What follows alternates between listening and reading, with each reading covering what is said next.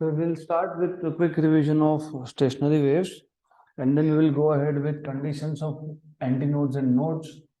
So if you remember, last session we have seen in detail what is a stationary wave.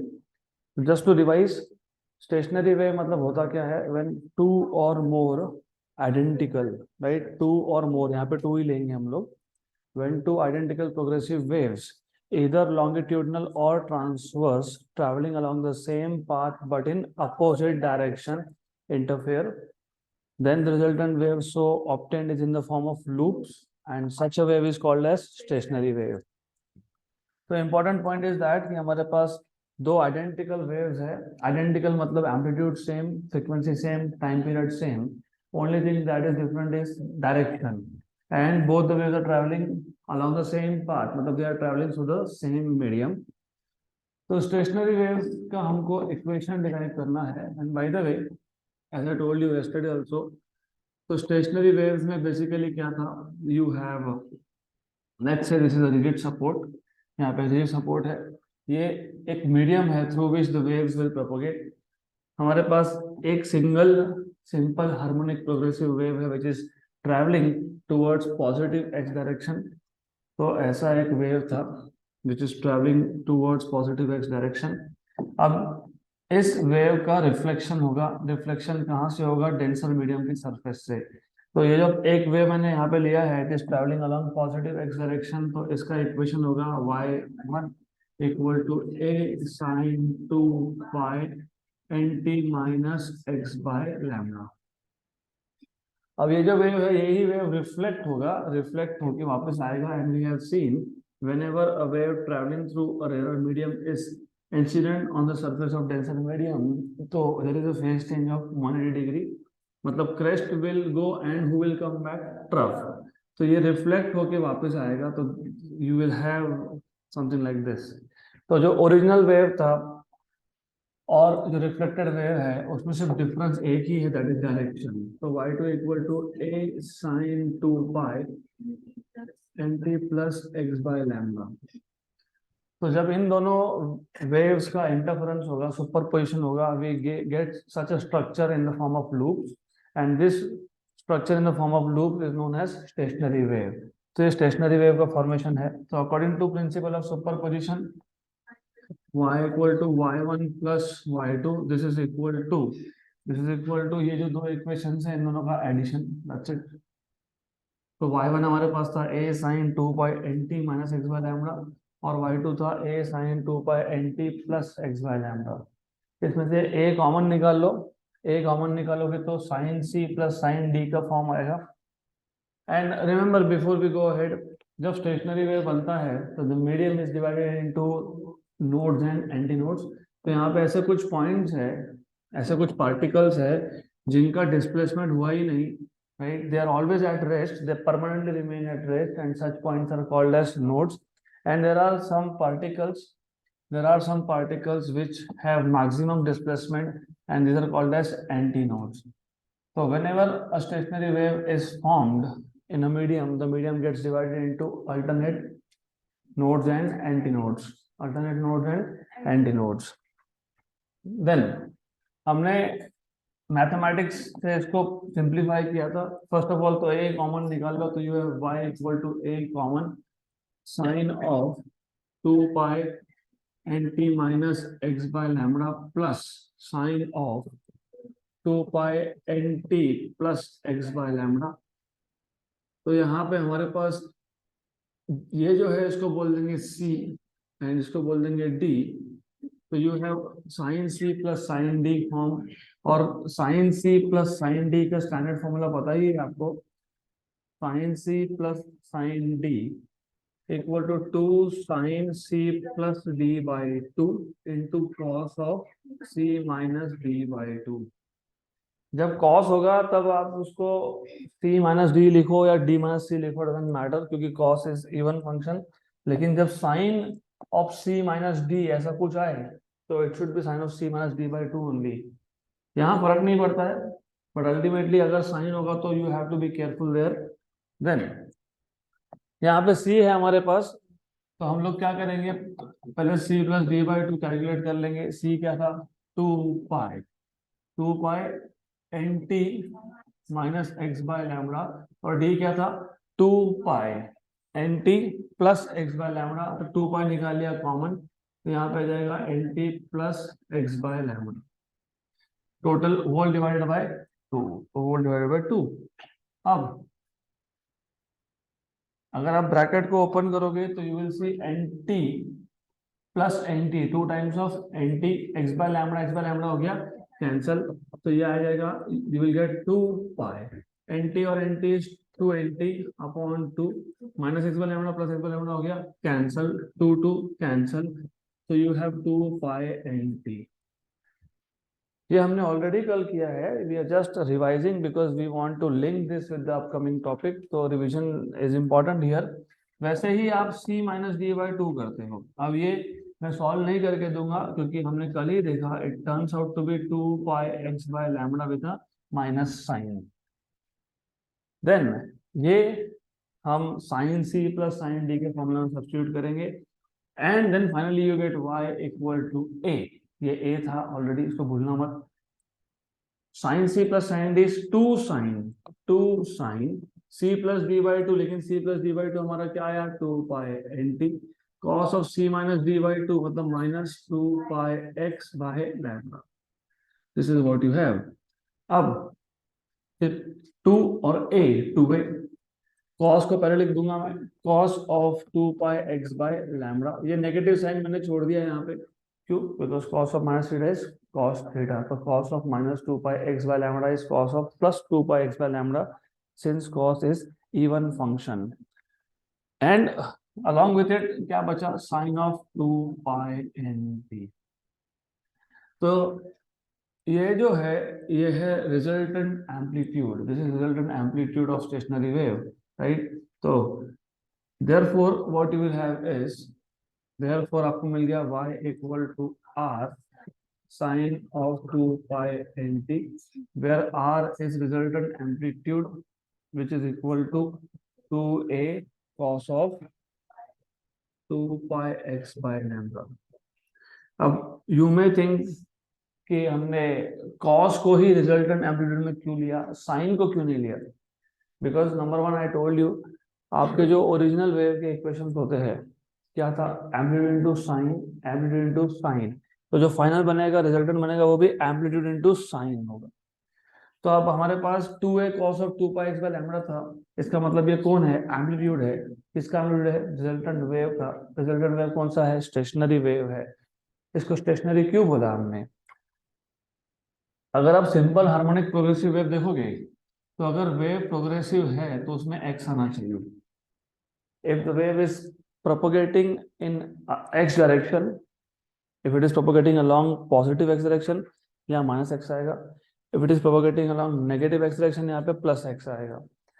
if the wave is propagating along positive y direction तो यहाँ पे minus y आएगा, positive z direction तो यहाँ पे minus z आएगा, negative y बोलोगे तो यहाँ पे प्लस y आएगा, नेगेटिव z बोलोगे तो यहाँ पे प्लस z आएगा।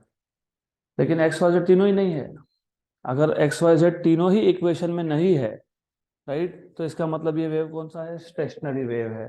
सो stationary wave is also called a standing wave because it is not propagating. हम प्रॉपर्टीज देखेंगे तब काम में आएगा हमको ये।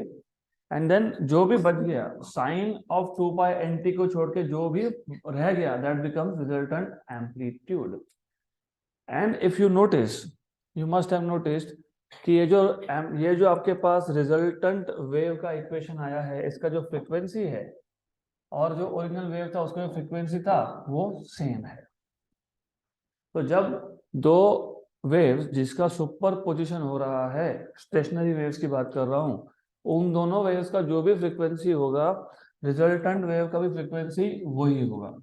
Hence the resultant wave, stationary wave, has the same frequency as that of two interfering waves. तो ये भी एक प्रॉपर्टी है, एमसीक्यू फॉर्म में आता है question. The frequency of stationary wave is same as that of, so is the same as that of two interfering waves. अब as I told you कि जब भी एक मीडियम में स्टेशनरी वेव फॉर्म होगा, then the medium gets divided into alternate nodes and antinodes. So now our task is to find out कि what are the conditions for antinodes and what are the conditions for node. कौन से condition के under antinodes बनेंगे, कौन से condition के under nodes बनेंगे, कहाँ कहाँ बनेंगे, नोड टू नोड डिस्टेंस कितना होगा, एंटीनोड टू एंटीनोड डिस्टेंस कितना होगा, and what is the distance between node and antinode also adjacent. So we will find out first what are the conditions for antinodes. Conditions for antinodes. आप पहले nodes का condition find करना है तो कर सकते हो, doesn't matter, you can just find out what are the condition for nodes. Then nodes या एंटीनोड्स. नोड्स मतलब नो डिस्प्लेसमेंट, एंटीनोड्स मतलब मैक्सिमम डिस्प्लेसमेंट. अगर नोड्स है, नो डिस्प्लेसमेंट है, तो रिजल्टेंट एम्पलीट्यूड कितना है, 0 है. और अगर एंटीनोड्स है, अगर एंटीनोड्स है तो एंटीनोड्स मतलब रिजल्टेंट डिस्प्लेसमेंट मतलब रिजल्टेंट एम्पलीट्यूड क्या है, मैक्सिमम है. I am repeating again, pay attention here. Nodes are those points where the particles have zero displacement, no displacement. तो no displacement का कंडीशन क्या है, no displacement मतलब resultant amplitude is 0. और antinodes are the particles which are undergoing maximum displacement. So what is the condition of antinodes? Resultant amplitude should be maximum. तो nodes में minimum, यहाँ पे maximum. तो condition for antinodes start ही यहाँ से होगा. Antinodes मतलब resultant amplitude should be maximum. So in this case, थोड़ा सा notes में मैंने थोड़ा सा अलग लिखा है, अलग मतलब I have not mentioned much detail there. So in this case, R मतलब resultant amplitude must be minimum. Minimum ना? Maximum. Very good. Resultant amplitude और resultant displacement, हाँ एक ही बात है, तो resultant amplitude भी लिख सकते हो. Resultant amplitude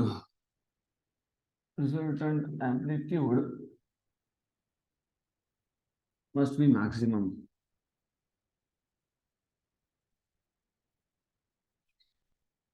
अब रिजल्टेंट एम्पलीट्यूड का अगर आपके पास फॉर्मूला ऑलरेडी है जो फाइंड करके रखा है, इसमें 2 कांस्टेंट है, ए भी कांस्टेंट है. ए कांस्टेंट क्यों हुआ, क्योंकि ए was the amplitude of individual wave. तो ये जो दो वेव्स का इंटरफेरेंस हुआ, इनका जो एम्पलीट्यूड था दैट वाज ए. तो 2 constant and A also constant. इसका मतलब रिजल्टेंट एम्पलीट्यूड डिपेंड किस पे करेगा, कॉस की वैल्यू पे. तो एंटीनोड्स के लिए रिजल्टेंट एम्पलीट्यूड मैक्सिमम होना मतलब कॉस की वैल्यू मैक्सिमम होना. तो लुक एट द इक्वेशंस, कुछ डिफिकल्ट नहीं है यहाँ पे, इट्स सो सिंपल. हम एंटीनोड्स की बात कर रहे हैं. Antinodes, anti of no displacement मतलब मैक्सिमम डिस्प्लेसमेंट. तो डिस्प्लेसमेंट मैक्सिमम मतलब एम्पलीट्यूड मैक्सिमम. एम्पलीट्यूड मैक्सिमम तो एम्पलीट्यूड का फॉर्मूला है, उसमें 2 कांस्टेंट है, ए कांस्टेंट है. तो अगर ये दोनों कांस्टेंट है तो आर किस पे डिपेंड करता है, कॉस पे. तो आर मैक्सिमम कब होगा, जब कॉस मैक्सिमम होगा. Therefore, right? Therefore, cos of 2 pi x by lambda must be maximum. Must be maximum. तो फिर cos of 2 pi x, cos of 2 pi x by lambda maximum value क्या होती है cos की, 1. Actually plus minus 1. It is actually plus minus 1. तो plus minus 1 लिख सकते हो. थोड़ा मैंने बोला, मैंने नोट्स में अलग लिखा है. नोट्स में मैंने क्या लिखा है कि मैक्सिमम एम्पलीट्यूड इज 2a. तो एक ही बात है ना, जब कॉस की वैल्यू आप अगर प्लस माइनस 1 लिखते हो, अगर आप कॉस की वैल्यू प्लस 1 लिखते हो तो आर क्या आएगा, 2a. माइनस लिखोगे तो क्या आएगा, माइनस 2a. तो एक ही बात है, doesn't matter, it is the same thing. तो कॉस की वैल्यू मैक्सिमम 2 होती है, एक होती है पॉजिटिव मैक्सिमम, एक होती है नेगेटिव मैक्सिमम, प्लस माइनस 1. अभी कॉस की वैल्यू प्लस 1 माइनस 1 कब कब होता है, what is cos 0, 1. What is cos of 2 pi, 1. Cos of 4 pi, 1. Cos of 6 pi, 1. What is cos of pi, minus 1. What is cos of 3 pi, minus 1. Cos of 5 पाई. तो alternatively 0 पे 1, फिर पाई पे minus 1, फिर 2 पाई पे 1, फिर 3 पाई पे माइनस 1, फिर 4 पाई पे 1. मतलब हमको वैल्यूज क्या लेने हैं, integral multiple of pi. 0 pi, 1 pi, 2 pi, 3 pi, 4 पाई. इवन मल्टीपल ऑफ पाई आएगा तो प्लस 1 हो जाएगा, ऑड मल्टीपल ऑफ पाई आएगा तो माइनस 1 हो जाएगा.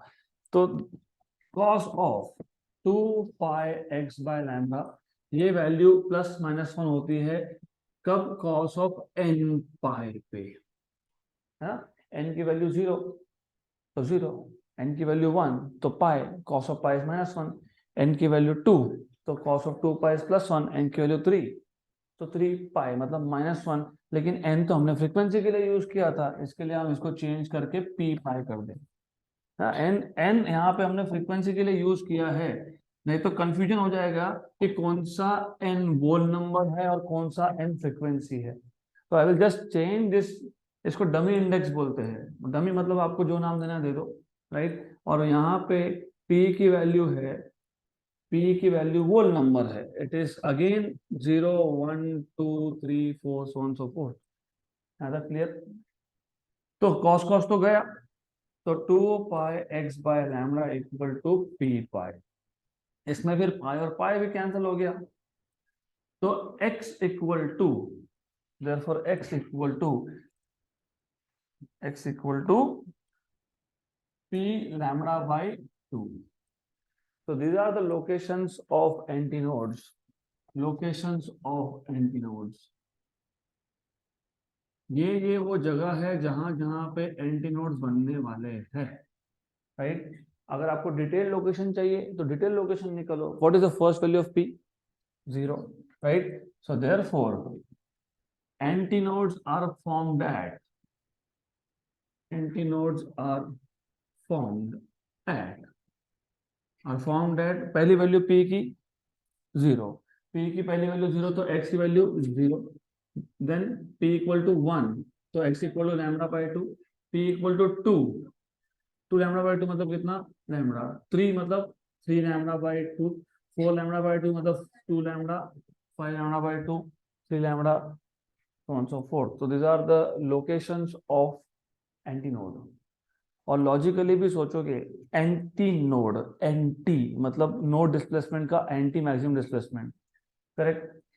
अब look, the idea here is, जहां से वेव स्टार्ट होता है, अभी ये जो हमारे पास एक स्टेशनरी वेव फॉर्मेशन का मैंने यहाँ पे एक डायग्राम ड्रॉ करके रखा है, ओके। एक एंड कहाँ पे आपने टाई किया है? रिजिड सपोर्ट पे। दूसरा एंड स्प्रिंग का कहाँ पे है? आपके हाथ में, आपके हाथ में, या फिर जो भी आपने यहाँ पे डिवाइस लगाया होगा वेव जनरेट करने के लिए, वो जहां से वेव स्टार्ट होता है, कहीं से तो स्टार्ट होगा। अब आपके हाथ में अगर स्ट्रिंग है, तो अगर आपको वहां पे वेव को भेजना है तो क्या करोगे? क्या करोगे? क्या करते हो? जर्क देते हो। जर्क देते हो मतलब इस पॉइंट को, इस पर्टिकुलर पॉइंट को ऊपर लेके जाते हो, बराबर। वेव कहाँ से स्टार्ट हुआ? यहीं से स्टार्ट हुआ। वेव जहां से स्टार्ट हुआ वो क्या होता है? ओरिजिन होता है। जब तक मैंने वेव को पास ही नहीं किया, जब पहला ही वेव गया नहीं तो रिफ्लेक्ट होके आया नहीं, जब रिफ्लेक्ट होके आया नहीं तो स्टेशनरी वेव बनेगा नहीं। तो स्टेशनरी वेव बनने के लिए कंडीशन क्या है? वेव वहां पे सिंपल हार्मोनिक वेव को प्रोपोगेट करना पड़ेगा। वेव को प्रोपोगेट करने के लिए वो जो other end of the string था उसको जर्क देना पड़ेगा। जर्क देना पड़ेगा मतलब उसको ऊपर लेके जाना पड़ेगा, मतलब उसको मैक्सिमम डिस्प्लेसमेंट पे लेके जाना पड़ेगा। तो एंटी नोड, एंटी नोड कहाँ बनता है? फ्री एंड पे। फ्री एंड मतलब ओरिजिन पे। तो पहला हमको यही क्लियर होना चाहिए था, वेव सर्कुलेट करना है, वेव को पास करना है, तो ओरिजिन से वायर को ऊपर खींचना पड़ेगा, मतलब यहीं पे पहले मैक्सिमम डिस्प्लेसमेंट करना पड़ेगा। मैक्सिमम डिस्प्लेसमेंट होगा फिर उसको नीचे लाओगे। तो पहला एंटी नोड 0 पे बनना चाहिए था, 0 पे बना है, that is correct, right. And one more thing, if you notice, पहला फिर दूसरा, दूसरा कितना है? लैम्डा बाय 2, फिर तीसरा कितना है? लैम्डा, फिर 3 लैम्डा बाय 2। अगर आप नोटिस कर रहे हो तो किसी भी दो सक्सेसिव में डिस्टेंस कितना है? Lambda by 2। इसमें कितना है? Lambda by 2। इसमें कितना है? Lambda by 2। तो ये एक प्रॉपर्टी बन जाएगा स्टेशनरी वेव का, the distance between consecutive antinodes is lambda by 2। Then ये तो हो गया, it is all about antinodes. Now let us check the conditions for nodes. अब जैसे एंटी नोड के लिए, एंटी नोड के लिए रिजल्टेंट एम्पलीट्यूड क्या होना चाहिए था? मैक्सिमम। वैसे नोड के लिए क्या होगा? मिनिमम। तो condition for nodes So in this case, resultant amplitude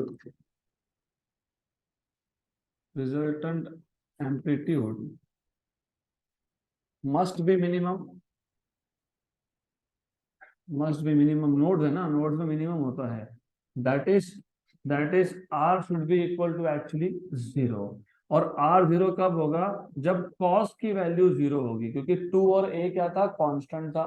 तो cos of 2 pi x by lambda should be equal to 0. अब कॉस की वैल्यू 0 कब कब होती है? 90 डिग्री मतलब pi by 2, 270 degree 3 pi by 2, 5 pi by 2, 7 pi by 2, right, 9 pi by 2 और multiples of pi by 2. So therefore you will have cos of 2 pi x,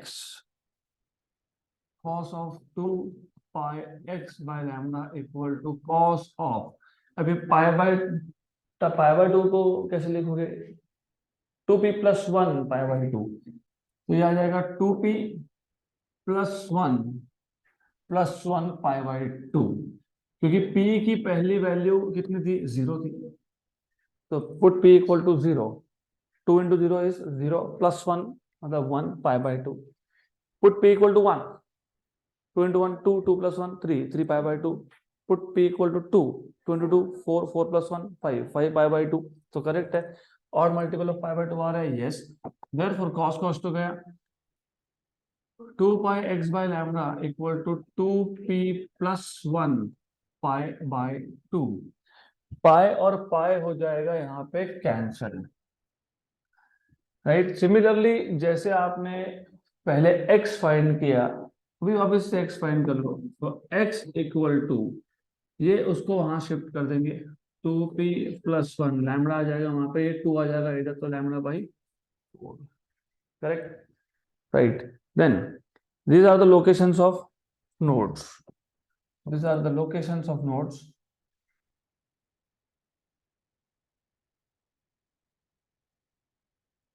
Locations of nodes. Good. Then nodes अगर आपको कहाँ कहाँ form हुए हैं, therefore nodes are formed at पहली value p की कितनी थी? 0. तो 0 plus 1 is 1 लैम्बडा बाय 4. तो पहला कहाँ बना? Lambda by 4. Put p equal to 1, 3 lambda by 4 and then 7 lambda by 4 etcetera etcetera. ये होना भी चाहिए था. क्यों होना चाहिए था? हमको जब पता है कि नोड्स सॉरी एंटी नोड्स कहाँ बन रहा है, तो हमको पता है एंटी नोड्स कहाँ बने. यहाँ पे पहला एंटी नोड बना, कब बना? 0 पे बना. फिर दूसरा कहाँ बना? Lambda by 2. फिर कहाँ बना? लैम्बडा पे आया. फिर कहाँ आया? 3 लैम्बडा बाय 2 पे आया. और डायग्राम में दिख रहा था हमको कि दो एंटी नोड्स के बिल्कुल सेंटर में कौन है? नोड है. दो एंटी नोड्स का डिस्टेंस कितना है? Lambda by 2. उसका सेंटर मतलब उसका मिड पॉइंट मतलब लैम्बडा बाय 2 डिवाइडेड बाय 2 मतलब लैम्बडा बाय 4. तो लैम्बडा बाय 4 पे कौन बनना चाहिए था? नोड. तो पहला नोड कहाँ बना? Lambda by 4. तो पहला नोड कहाँ है? Lambda by 4. Simple. And also lambda by 2 and lambda, right. ये हाफ है, ये 1 है. हाफ और 1 का मिड पॉइंट होता है 0.75. 0.75 मतलब 3/4. तो ये कौन होना चाहिए था? 3 लैम्बडा बाय 4. तो ये 3 लैम्बडा बाय 4 होना चाहिए था. Second node should be formed at 3 lambda by 4. Correct है. उसके बाद if you see lambda and 3 lambda by 2, this is 1, this is 1.5. उसका मिड पॉइंट होता है 1.25. 1.25 होता है 5/4. तो ये 5 लैम्बडा बाय 4 पे तीसरा आना चाहिए था. तो तीसरा है. Correct. Done. This is how you can actually guess. Nodes के कंडीशन तक जाए ना जाने की जरूरत थी नहीं, क्योंकि आपको जब एंटी नोड्स मिल गया ना, तभी समझ में आ गया था कि दो एंटी नोड्स के बीच में एक नोड है. पहला एंटी नोड बना था 0 पे, दूसरा बना था लैम्बडा बाय 2 पे. उसका mid point is lambda by 4. So this are the locations of nodes and anti nodes. अब if you basically observe, adjacent node और एंटी नोड में डिस्टेंस आता है लैम्बडा बाय 4. तो ये और एक प्रॉपर्टी आपका बन जाएगा स्टेशनरी वेव का. यहाँ तक क्लियर? तो मैं एक बार conditions for anti nodes and nodes दोनों बता देता हूँ. तो will just revise condition for nodes and anti nodes. तो कंडीशन ऑफ एंटी नोड्स से स्टार्ट करेंगे. हमको पता है what is the resultant amplitude of stationary wave का formula, 2a cos of 2 pi x by lambda. अब जब हम एंटी नोड फॉर्मेशन की बात करते हैं, एंटी नोड मतलब होता है एंटी ऑफ नो डिस्प्लेसमेंट, मतलब मैक्सिमम डिस्प्लेसमेंट. अब मैक्सिमम डिस्प्लेसमेंट मतलब मैक्सिमम एम्पलीट्यूड, लेकिन एम्पलीट्यूड का फॉर्मूला क्या था, 2a cos of 2 pi x by lambda, which means कि r को मैक्सिमम होना है तो cos की वैल्यू मैक्सिमम होनी चाहिए. तो हमने स्टार्ट ही यहां से किया कि cos की वैल्यू मैक्सिमम क्या होती है, या तो +1 होती है या तो -1 होती है. Look, -1 is not minimum value. Minimum is 0. Minimum value is 0. It is not -1. -1 is maximum, but in the negative direction. यहाँ पे SHM की बात कर रहे हो आप, क्योंकि particles of the medium through which the wave propagates performs SHM. Correct? Right? तो maximum displacement to the positive extreme. Correct? Right? क्या लिखते हो इसको, +a. Right? और to the negative extreme is minus. तो वो भी मैक्सिमम है, लेकिन वो नेगेटिव साइड का मैक्सिमम है. तो कॉस का +1 मतलब मैक्सिमम है, पॉजिटिव साइड का मैक्सिमम है. -1 मतलब मैक्सिमम है, वो नेगेटिव साइड का मैक्सिमम है. तो प्लस या -1 होना चाहिए. अब हमको पता है कि कॉस की वैल्यू +1 कब कब होती है, 0, 2 पाई, 4 पाई, 6 पाई, 8 पाई. ऑड मल्टीपल ऑफ पाई, बराबर ना, इवन मल्टीपल ऑफ पाई. और पाई, 3 पाई, 5 पाई, 7 पाई पे क्या होता है, -1 होता है, और मल्टीपल ऑफ पाई पे.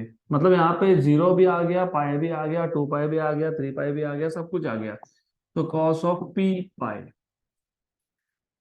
वेयर p वैल्यू वाज 0, 1, 2, 3, मतलब वो नंबर. cos गया, तो you have 2 pi x by lambda equal to p pi. इसमें से पाई और पाई भी हो गया कैंसल आउट, तो ये दोनों कैंसिल हो गए, pi and pi cancel out. तो आपको मिल जाएगा x, therefore x equal to p lambda by 2. अब p की पहली वैल्यू 0 थी, तो देयरफॉर एंटी नोड्स का जो पहला लोकेशन, पहले एंटी नोड का जो लोकेशन था, first antinode is form when p is 0, मतलब x equal to 0. p equal to 1 पे दूसरा एंटी नोड बनेगा, मतलब लैम्डा बाई 2 पे. p इक्वल टू 2 पे तीसरा बनेगा 2 lambda by 2, that is lambda, 3 lambda by 2, etcetera 2 lambda and so on so forth. Right? So these are the locations of anti nodes. और किसी भी दो सक्सेसिव एंटी नोड्स में distance जो है वो लैम्डा बाई 2 का है. सिमिलरली हमने देखा था conditions for nodes. Nodes are the points of no displacement, zero displacement. तो डिस्प्लेसमेंट 0 मतलब एम्पलीट्यूड 0, एम्पलीट्यूड 0 मतलब r0 तब होगा जब cos of 2 pi x by lambda क्या होगा, 0 होगा. cos की वैल्यू 0 होती है 90 पे. 90 मतलब पाई बाई 2, फिर 3 पाई बाई 2, फिर 5 पाई बाई 2, फिर 7 पाई बाई 2, मतलब odd multiple of pi by 2. अब ये odd multiple of pi by 2, इसको हम लोग शॉर्टकट फॉर्म में, कॉम्पैक्ट फॉर्म में कैसे लिखते हैं, 2p + 1 pi by 2. If you put p equal to 0, you get pi by 2. If you put p equal to 1, you get 3 pi by 2. If you put p equal to 2, you get 5 pi by 2. So therefore, you will have 2 pi x by lambda equal to 2p plus 1 pi by 2. pi और pi हो गया cancel, cancel and cancel. तो यहाँ से आपको मिल जाएगा x equal to 2p plus 1 lambda by 4. अब locations, this give you the location of nodes. पहला नोड कहाँ बनेगा, p इक्वल टू 0 के लिए, मतलब कहाँ बनेगा, लैम्डा बाई 4 के लिए. दूसरा p इक्वल टू 1 मतलब 3 lambda by 4, 5 lambda by 4, 7 lambda by 4. This are the locations of nodes. Clear यहाँ तक?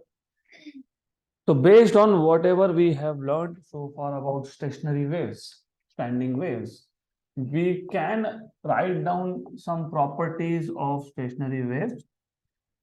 जैसे हमने सिंपल हार्मोनिक प्रोग्रेसिव वेव के प्रॉपर्टीज देखे थे, वैसे ही हम लोग प्रॉपर्टीज ऑफ स्टेशनरी वेव देखेंगे, और बाद में हम लोग स्टेशनरी वेव और प्रोग्रेसिव वेव के प्रॉपर्टीज को कंपेयर करेंगे, मतलब डिफरेंशिएट करेंगे between progressive wave and stationary wave. सबसे पहला प्रॉपर्टी उसका डेफिनेशन होता है, when two identical progressive wave traveling along the same path but in opposite direction interfere, the medium gets divided into हाँ, या तो फिर ऐसा बोल सकते हो, then the resultant wave so obtained is in the form of loops and such a wave is called as stationary wave। तो पहला पहला प्रॉपर्टी उसका डेफिनेशन है, जैसे सिंपल हार्मोनिक प्रोग्रेसिव वेव का भी वही था, when a simple harmonic progressive wave propagates through a medium, each particle of the medium performs SHM। तो वो डेफिनेशन ही था, progressive wave is a wave which is progressing and each particle is performing simple harmonic motion, hence it was called as simple harmonic progressive wave. तो ये भी stationary wave क्यों बोलते हैं, क्योंकि लूप बनता है। लूप क्यों बना, क्योंकि दो वेव थे travelling along same path but in opposite direction, और ये दो वेव आइडेंटिकल थे except for the direction of travel. तो when two identical progressive waves when two identical progressive waves, अब ये प्रोग्रेसिव वेव दोनों में से कोई भी हो सकता है, लॉन्गिट्यूडनल भी हो सकता है और ट्रांसवर्स भी हो सकता है। और अगर आप इंजीनियरिंग करने का सोच रहे हो तो इंजीनियरिंग फर्स्ट ईयर फिजिक्स में you will actually do this experimentally, you will generate stationery waves, but stationery waves through water. तो वहां पे मीडियम होगा वाटर, एक चेम्बर होगा आपके पास, उस चेम्बर में आप लिक्विड भरोगे मतलब वाटर भरोगे, देन उसके नीचे एक क्वार्ट्ज क्रिस्टल होता है।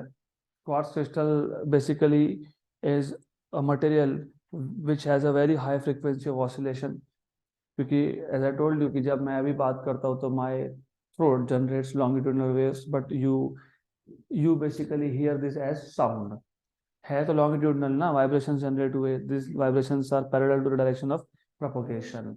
तो क्वार्ट्ज क्रिस्टल होता है, it can oscillate with very high frequency, very high frequency.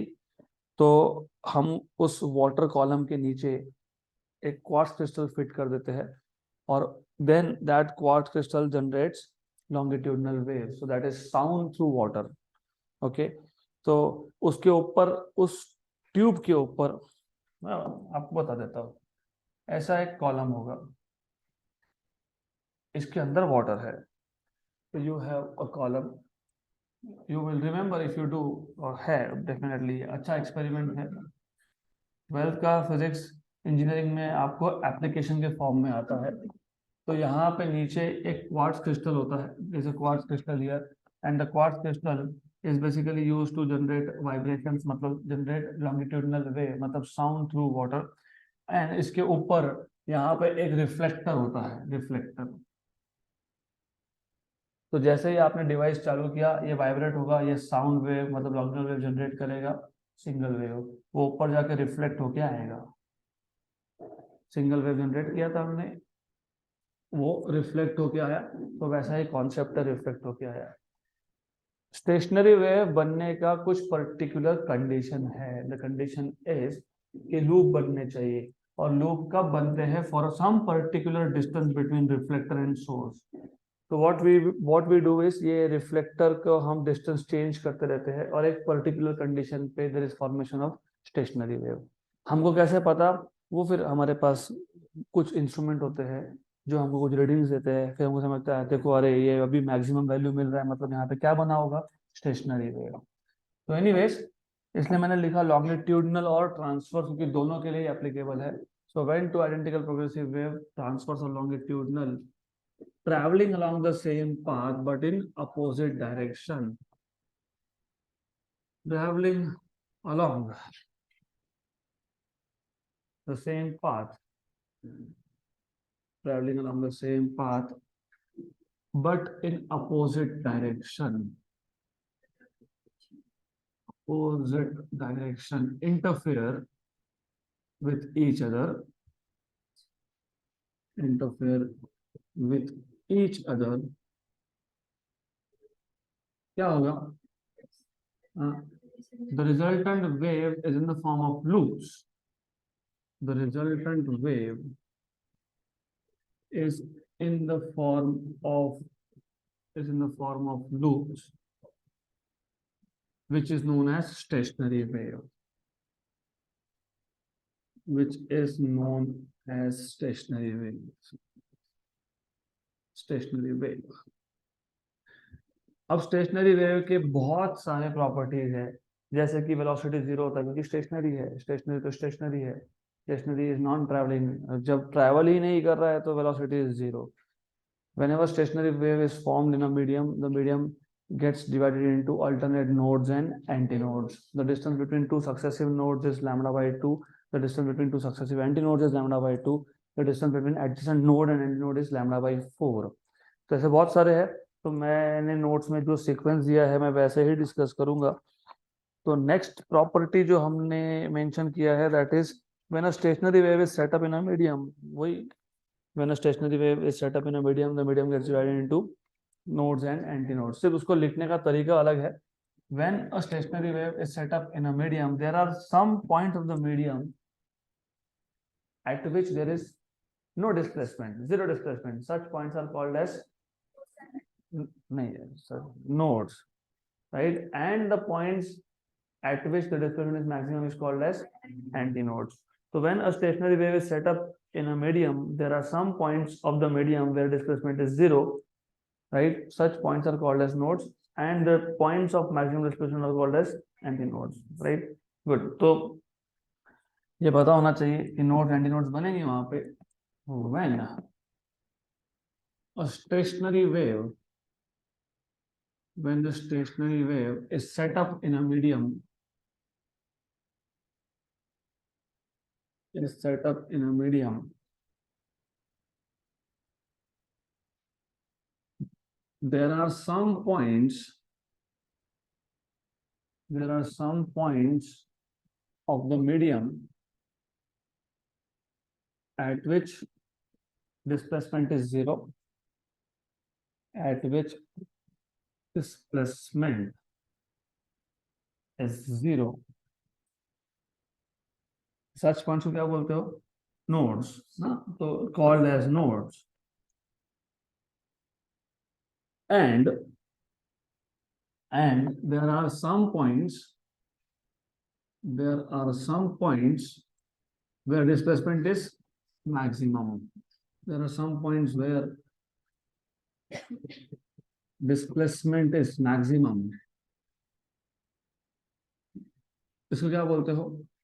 Antinodes, called as antinodes. Then property number 3, the distance between two successive nodes or antinodes is equal to lambda by 2.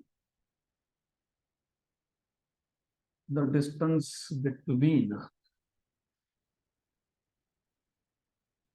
two successive, ये word important है. Successive मतलब consecutive, एक के बाद एक. The distance between two successive nodes or antinodes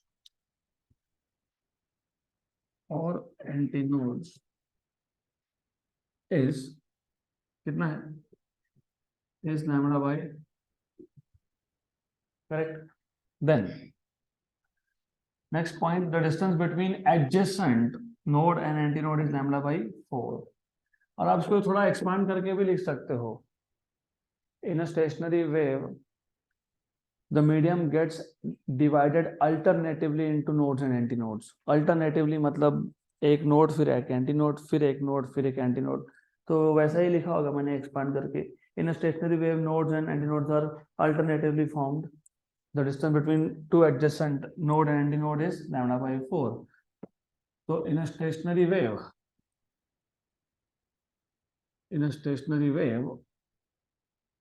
nodes and antinodes are alternatively formed.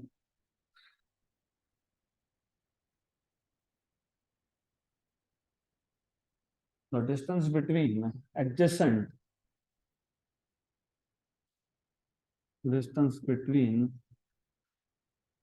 adjacent node and antinode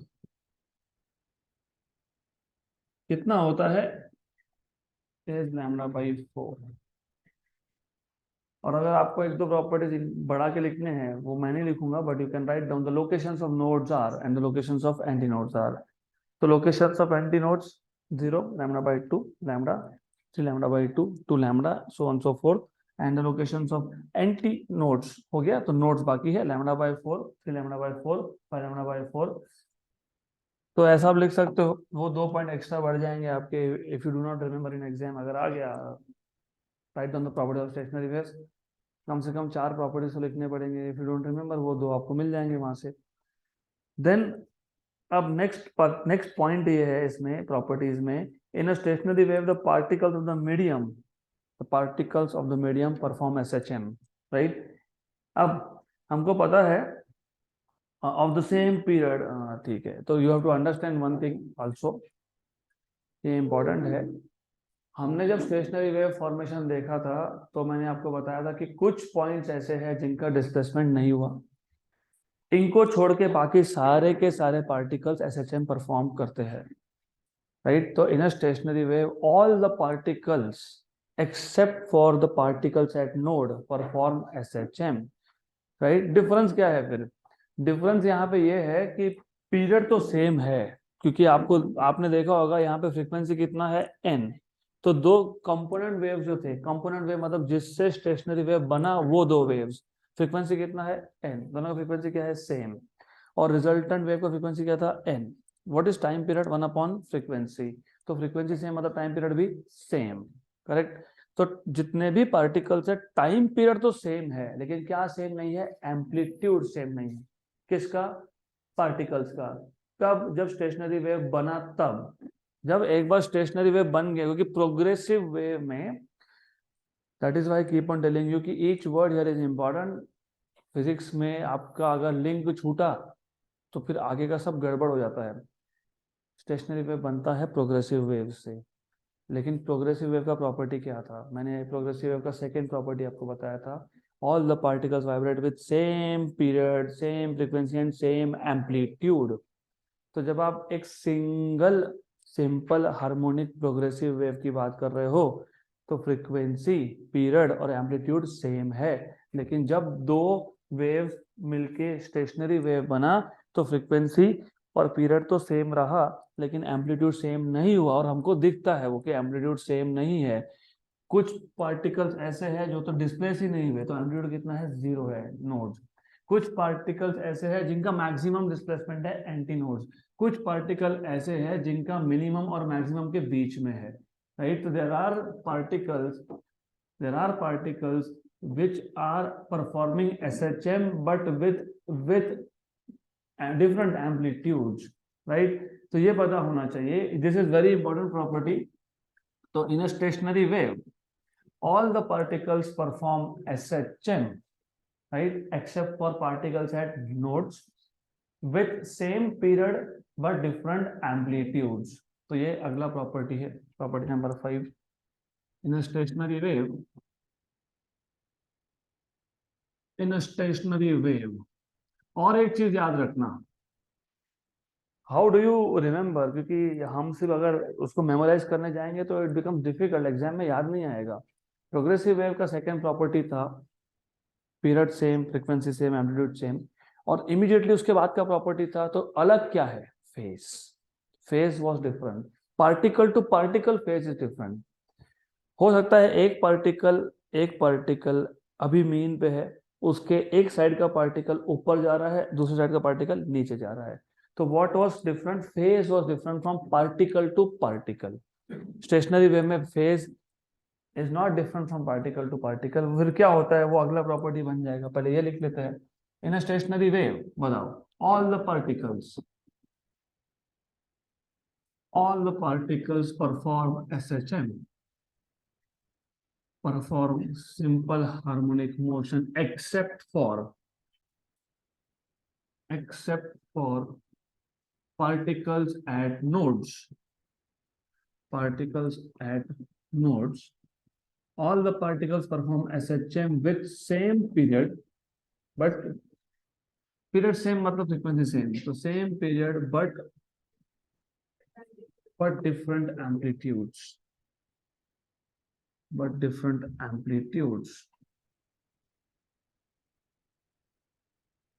right. Then जैसे मैंने बताया प्रोग्रेसिव वेव में इसके बाद का इमीडिएटली बाद का जो सेकंड नंबर प्रॉपर्टी आपने लिखा था, period same, amplitude same, frequency same, और उसके बाद बोला फिर अलग क्या है, फेज अलग है. तो phase is different from particle to particle. यहाँ पे ऐसा नहीं है. All the particles within a loop मतलब ऑल द पार्टिकल्स, मैं इसको ना कॉपी करके एक बार और जगह पर ले लेता हूँ, बार बार बैक जाना पड़ता है. तो the difference was in a simple harmonic progressive wave. Simple harmonic progressive wave में क्या था कि पार्टिकल टू पार्टिकल फेज अलग था. एक पार्टिकल है, अगर वो मीन पे है, हो सकता है उसके लेफ्ट का पार्टिकल ऊपर की तरफ जा रहा है मूविंग टुवर्ड्स पॉजिटिव एक्सट्रीम, और उसके राइट का particle going towards negative extreme. मतलब phase is basically not the same, it is different from particle to particle. यहाँ पे एक लूप के अंदर, एक लूप मतलब सक्सेसिव नोड्स के अंदर, right, all the particles within a loop मतलब all the particles between two successive nodes, they are in the same phase of vibration. मतलब सबके सब एक साथ ऊपर जाएंगे, सबके साथ एक साथ नीचे आएंगे, राइट. फिर सबके सब एक साथ नेगेटिव की तरफ जाएंगे, फिर वापस. इसका मतलब मीन भी सब एक साथ क्रॉस करेंगे. all the particles within a loop will cross their mean positions simultaneously. तो एक की जगह पे दो प्रॉपर्टी बन सकता है. अभी आई थिंक यही मैंने लिखा होगा आगे, all the particles within a loop are in a same phase of vibration. तो all the particles within a loop मतलब within two successive nodes, all the particles within a loop are in same phase of vibration. अब same phase of vibration यहाँ पे इसका मतलब बहुत interesting है, क्योंकि अभी तक आप एसएचएम में जब बोल रहे थे दो पार्टिकल का सेम फेज ऑफ वाइब्रेशन, जब आप बोलते हो एसएचएम में, तो what do you mean by it? You mean by it that both of them are going up together, going down together, correct. लेकिन उसमें क्या था, एसएचएम में क्या था, ये वेव्स है वो एसएचएम था. एक पार्टिकल ने एक राउंड कंप्लीट कर लिया, राइट, तो इसका ऑसिलेशन नंबर एक कंप्लीट हो गया, तो अभी दूसरा स्टार्ट होगा, वेरएज दूसरा पार्टिकल पहला स्टार्ट करेगा, राइट. थोड़ा सा इमेजिन बढ़ाओ. वहां पे हमारे पास सेम फेज ऑफ वाइब्रेशन का मतलब ये था that these two particles will go up together, but first particle has already completed first oscillation, whereas second is starting its first particle starting its second, and second particle is starting its first. तो एक oscillation का difference था वहां पे, right, correct. यहाँ पे it may not be that case, हो सकता है दोनों का पहला ही ऑसिलेशन हो, तो वो मेंशन नहीं करेंगे, but at least you should know that all the particles within a loop are in the same phase of vibration. All the particles are in the same phase of vibration मतलब होगा क्या, होगा ऐसा कि जो भी पार्टिकल एक लूप के अंदर है वो सारे के सारे एक ही साथ ऊपर जाएंगे, एक साथ ऊपर जाएंगे, एक साथ नीचे आएंगे. सिर्फ डिफरेंस क्या है, एम्पलीट्यूड्स का. They are performing SHM with different amplitudes. Then एक पॉइंट ऐसा भी है इसका, क्योंकि स्टैंडिंग वेव है, वेलोसिटी जीरो होता है, तो it can not carry energy from one point to another. वो भी होगा समवेयर. अभी देखो पहले नेक्स्ट पॉइंट में क्या लिखा है, stationary waves are doubly periodic in nature. ये भी ठीक है. What do you mean by periodic? हाँ, same value appears again and again. Very good. When something repeats itself, right, then it is said to be periodic. अब periodic दो type के होते हैं, एक होता है periodic in time, एक होता है periodic in space. अब periodic in time मतलब हर बार सेम टाइम के पास चीजों को रिपीट होना. When something repeats itself after equal interval of time, it is called as periodic in time. For example, आपका क्लास पहले पीरियड बोलते थे ना स्कूल में, क्यों? हर दिन 8 बजे वही होगा, हर दिन 9 बजे वही होगा. So when something repeats itself after equal intervals of time, it is said to be periodic in time. When something repeats itself after equal distances in space, it is said to be periodic in space. Right होता है ना, अभी Hollywood की movie में भी दिखाते हैं ऐसा, वो लूप में अटक जाता है, आई डोंट नो मैट्रिक्स या कोई मूवी था, वो जाता है फिर वहीं पहुंच जाता है, फिर वहीं पहुंच जाता है, फिर वहीं पहुंच जाता है, that is periodic in space, right. So this is something that you need to know. It is doubly periodic. So stationary waves are doubly periodic. Doubly periodic मतलब periodic in space as well as periodic in time. इसका मतलब क्या है कि हर बार equal distance के बाद node आएगा, हर बार इक्वल डिस्टेंस पर एंटी नोड आएगा. तो हमने देखा हर बार lambda by two, lambda by two, lambda by two के बाद नोड या एंटी नोड रिपीट होता है.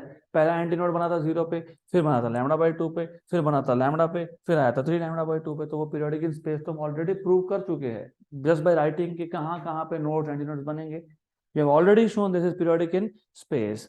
Periodic in time, time period सबका सेम है, सब पार्टिकल का टाइम पीरियड सेम है. हमने ये भी मेंशन कर दिया कि all of them have same time period.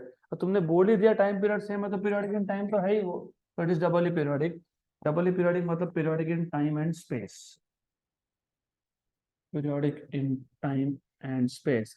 फिर भी अगर आपको इमेजिनेशन करने में दिक्कत हो रही है तो मैं बता देता हूँ. स्पेस का तो समझ में आ ही गया होगा क्योंकि स्पेस को आप इजीली इमेजिन कर पाते हो, राइट. पीरियोडिक इन टाइम मतलब अभी कोई भी पार्टिकल ले लो, कोई भी पार्टिकल लो, वो पहला ऑसिलेशन अगर 2 सेकंड में कंप्लीट करता है तो दूसरा ऑसिलेशन भी 2 सेकंड में करेगा, तीसरा ऑसिलेशन भी 2 सेकंड में करेगा, अगला ऑसिलेशन भी 2 सेकंड में करेगा. तो पीरियोडिक इन टाइम है, राइट. तो हर बार पार्टिकल उसी लोकेशन पे वापस आता है after equal intervals of time. Then अगला property, as I said you told you earlier, अभी बताया था, स्टेशनरी वेव्स और स्टैंडिंग वेव्स.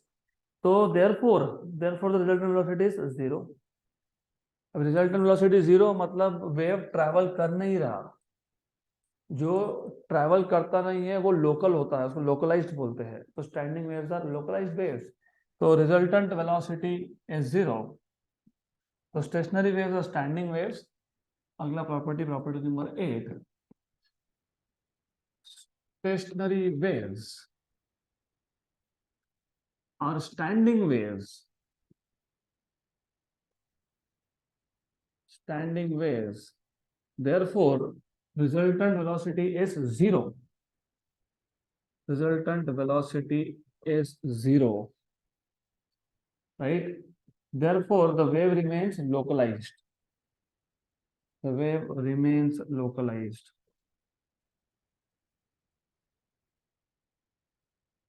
Then क्योंकि velocity 0 है तो energy भी 0 होगा. This wave is not capable of transferring energy from one point to another. Why? Because it is non-traveling. जब वो ट्रैवल ही नहीं कर रहा है. अभी तुम अगर ट्रैवल कर रहे होता है ना, अभी just take it as a poor joke, मुझे पता है पुअर जोक है. तो when I was studying in Pune, पता था ना रिलेटिव्स को जाने वाला है तो आते थे लेके जा, मेरा ये वहाँ रहता है, मेरा वो वहाँ रहता है. तो I used to carry all this stuff there, right. अभी वेव ट्रैवल करेगा तो क्या लेके जाएगा? एनर्जी. जब ट्रैवल करेगा नहीं तो क्या लेके जाएगा? नथिंग. तो it is not capable of transferring energy from one point to another because it is non traveling wave. तो ये लास्ट पॉइंट है एंड दैट्स इट. बाकी कुछ रह गया होगा तो फिर वो बाकी आप खुद देख लोगे. But this is important since the wave is stationary standing wave, which means it is not capable of transferring energy from one point to another. So आगे हमको प्रोग्रेसिव वेव और स्टेशनरी वेव का कंपैरिजन देखना है. That we will do in the next session.